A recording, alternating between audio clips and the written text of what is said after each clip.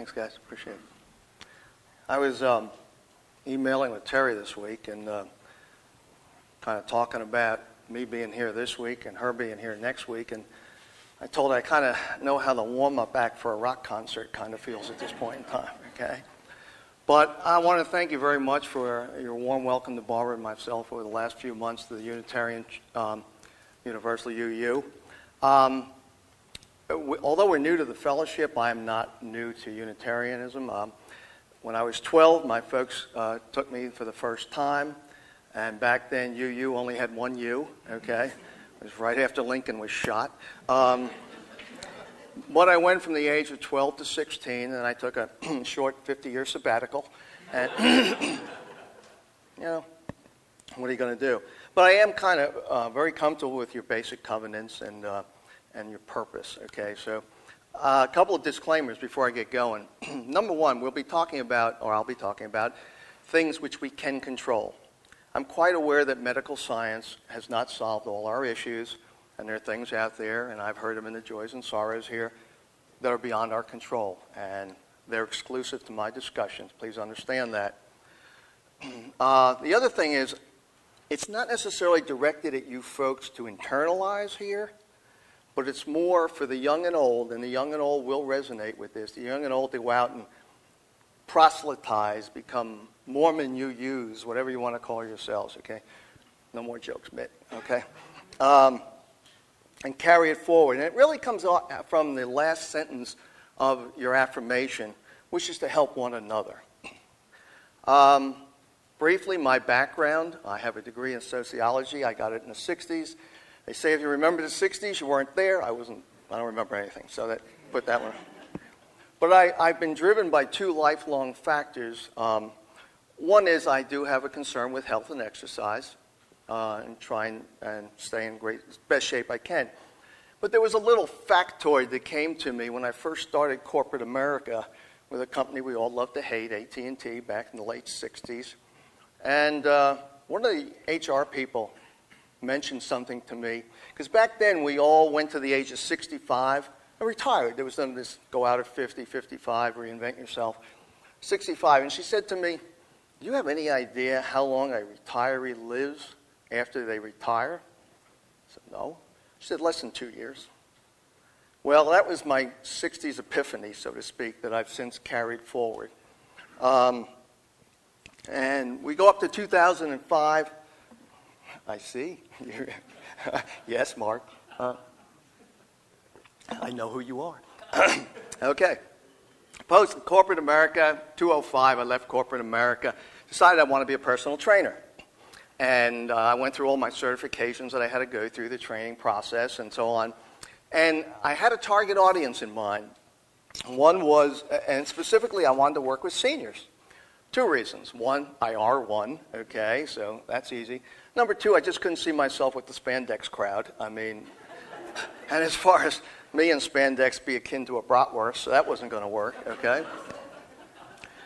So I got my certification. Coincidentally, as I was looking for employment, I ran into a gentleman. He's a ER physician over at Coney Medical.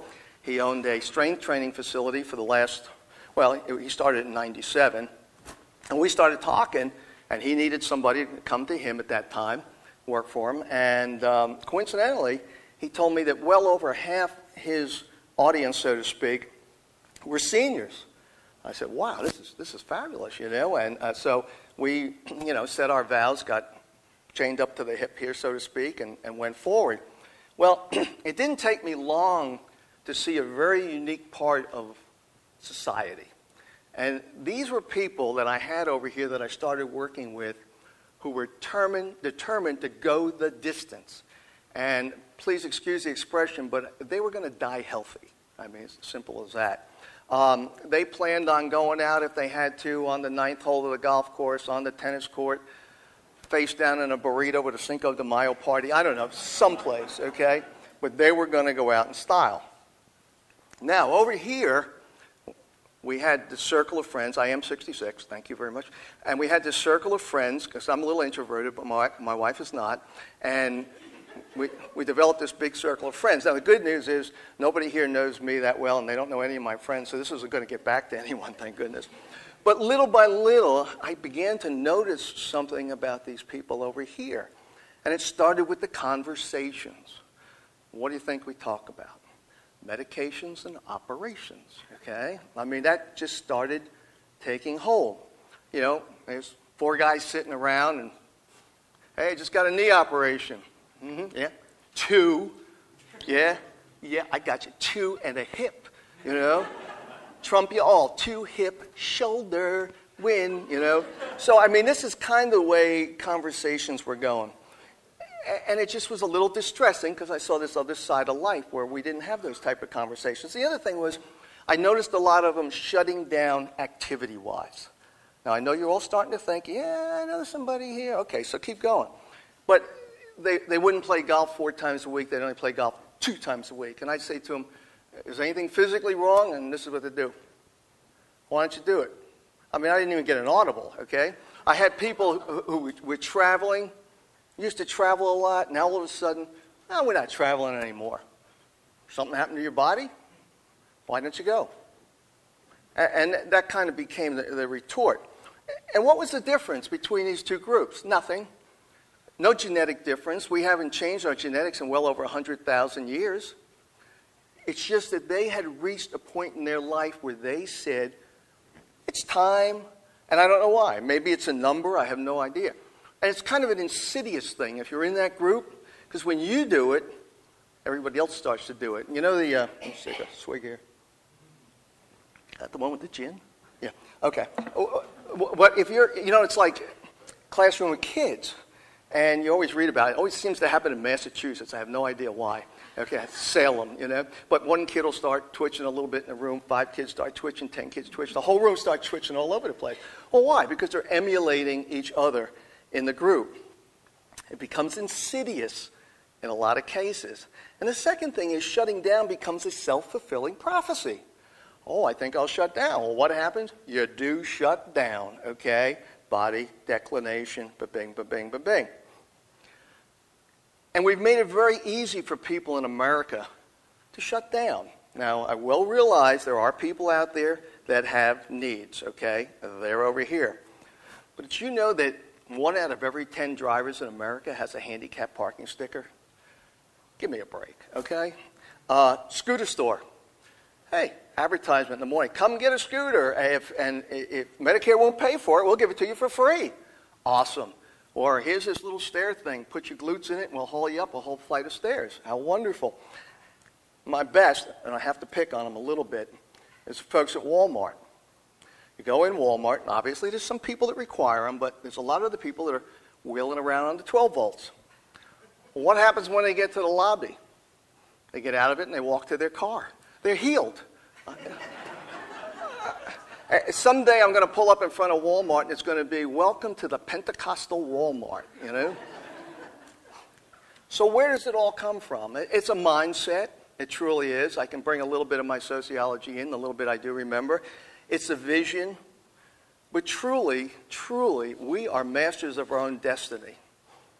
I'm going to give you a couple illustrations of people that I know.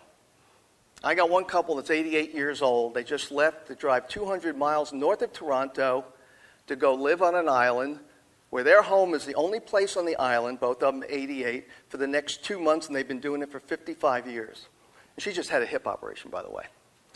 I have 2 ladies, 75 and roughly going on 80. A lot of times you'll see them out on Lake Kiwi in a pontoon boat. When they're not on their pontoon boat, they're on their Sea-Doos. When they're not on the Sea-Doos, they're frequently down at the golf course hitting a little white ball. I have a husband and wife, 74, that just came back from Switzerland. Biking tour, bike only, no option, bike or walk. And then I have a special lady. And this lady has Parkinson's. And I got permission to say this today. And every Monday morning, she comes barreling into my gym, happy as a clam at high tide. I mean, she's just got the biggest grin on her face, ready to go. She is not shutting down ever, I think, in the face of adversity. That's Paula. Okay. So we've dealt in a lot of this esoteric wonder and everything and mindset. And you came in and said, well, Ed, You kind of said fountain of youth. Is that all there is to it? No, there is not, okay? So I'd ask you to buckle up, and let's go to the second half here.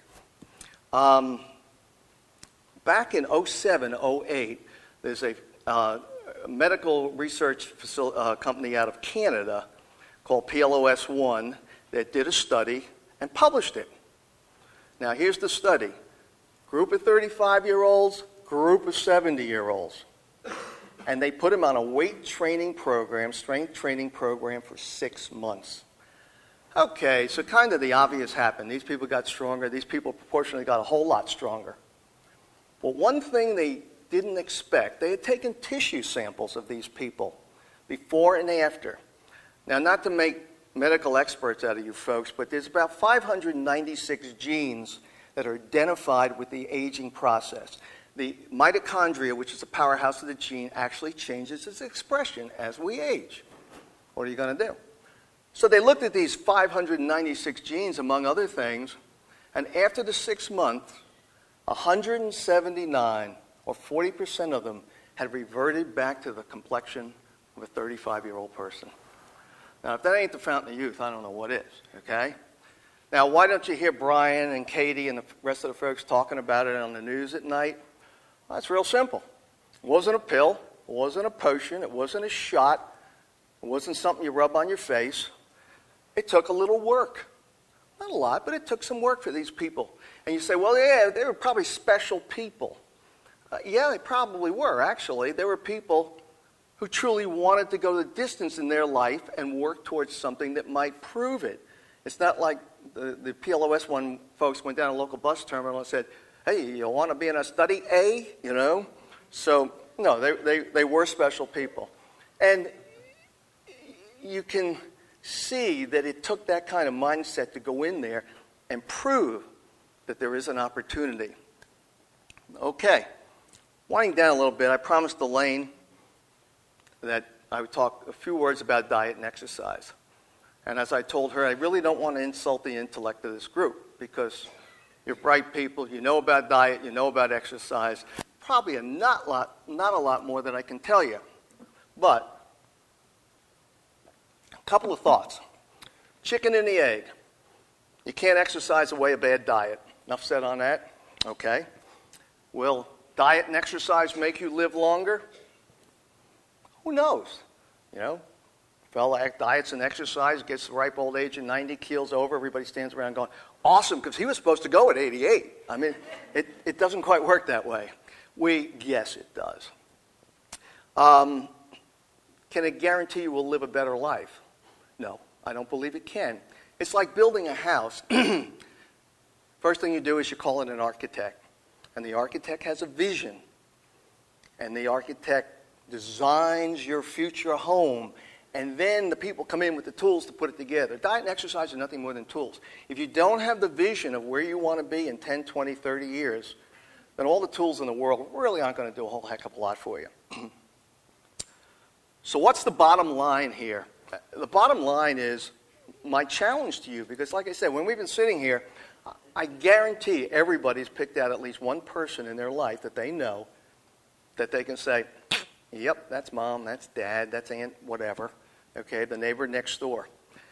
And I really would challenge you to go out and challenge them, all right? And you're not going to make a lot of friends this way, but there's always more. I found that out. You know. Just keep moving along. And this is going to be a little bit like shooting pool with a rope. I mean, I'm telling you right out. It's not an easy task, okay? But it can be done. And if you can win one battle, then we've fulfilled at least our initial commitment to help one another. Last thing is, I kind of told a lie in the beginning. Okay, I know you're not supposed to lie in church, but it happens, you know. Terry's going, oh, jeez, you know.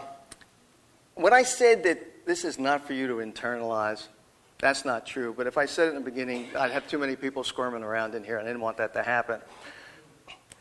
If you get on an airplane, first thing you hear after you sit down is, if we should lose air pressure in the cabin and the oxygen mask should fall down and you're traveling with a small child, Please put the mask on yourself first, and then put it on the child. Makes sense. You don't put the mask on you first, how are you going to help anybody else out? Enough said with that. So, let me end with two immortal words by two immortal people. One probably a little more immortal than the other. Yogi Berra. You know it's coming, don't you? Baseball is 90% mental, and the other half is physical.